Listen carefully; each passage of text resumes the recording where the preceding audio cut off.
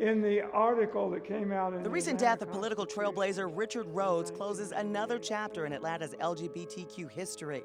During the AIDS crisis, Rhodes helped usher in a new wave of activism, says LGBTQ historian and longtime friend Dave Hayward.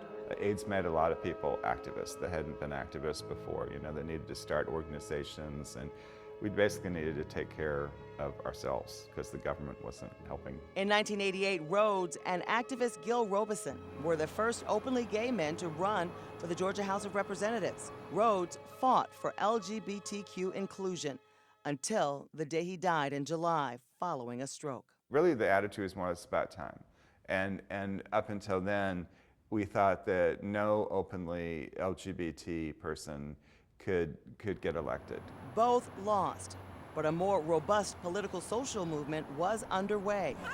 More than 300,000 people will attend this year's 49th Pride Festival, dancing and partying in rainbow tutus and boas, many unfamiliar with Pride's radical roots.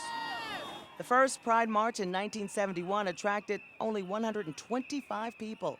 The city refused to provide a parade permit, so it was called a march instead. We were in struggle for lesbian and gay rights. Longtime LGBTQ activist and parade organizer Maria Elena Dolan says political activism nationally was at a peak. The Vietnam War was unraveling, racial tension boiling, and the women's lib movement in full swing. There was a lot of territory to cover. Dolan later became a face in the national movement after protesting at the 1978 Southern Baptist Convention here in Atlanta. Former beauty queen and anti-gay rights activist Anita Bryant was promoting her controversial Save Our Children campaign. The national media picked up Dolan's speech. When I spoke at that demo, there was a really incredible rush because I stood up and said, I'm a defiant dyke.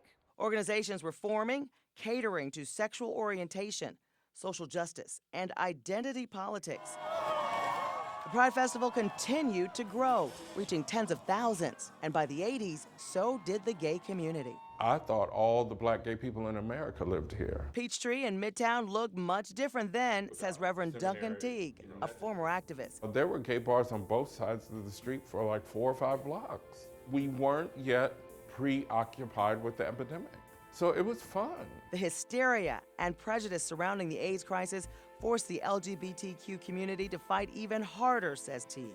Those men who were starting to show symptoms, trying to get help, trying to get their health care together or be seen, they were outed by the disease. Despite the virus wiping out an entire generation, the Pride community continued to break barriers. Teague says that's something, when celebrating this year, people should not overlook. Atlanta got to where it was in part because of gay, lesbian, bisexual, and transgender folks of all colors.